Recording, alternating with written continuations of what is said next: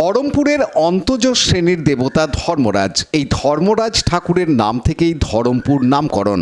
বহু প্রাচীন এই ধরমপুর জনপদে আকারবিহীন প্রতিমায় পুজো করে থাকতেন পল্লীবাসীরা। শুধু মাটির ঘোড়া দিয়ে মানত করে পুজো দিতে দেখা যেত। বুদ্ধ পূর্ণিমার দিন এই ধর্মরাজ পুজো নিয়েই ভক্তরা হাজির হয়ে থাকে।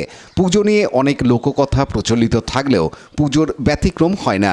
আজ সকাল থেকেই ভক্তরা মোমবাতি জ্বালিয়ে পুজোর আয়োজন করে থাকেন। এ প্রসঙ্গে এক পল্লীবাসী জানান,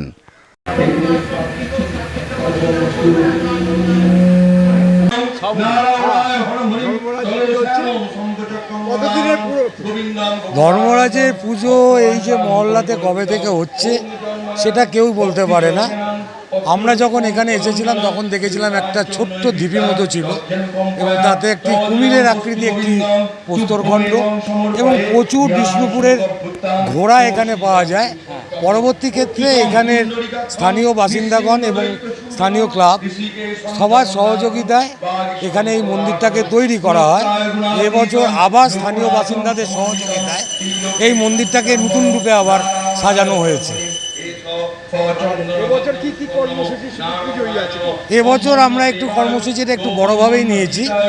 এবছর আমরা সন্ধ্যের দিকে একটা ভোগ প্রদান অনুষ্ঠান রেখেছি। এছাড়াও পুজোর যেগুলো অন্যান্য যে আনুষঙ্গিক ব্যাপার যজ্ঞ ফজ্ঞ সেগুলোও হবে এবং এই মন্দিরে এবারে একটা নামগানের ব্যবস্থা আমরা করেছি সন্ধ্যেবেলায়, যাতে পাড়ার বাসিন্দা এবং অন্যান্যরা এই নামগানে যোগদান করতে পারে, তার জন্য এই ব্যবস্থা আমরা রেখেছি। আমার নাম Amit. Shyamal Sinha report, Hooghly TV. Like, share, subscribe করুন হুগলি টিভি। খবর এখন বুক পকেট।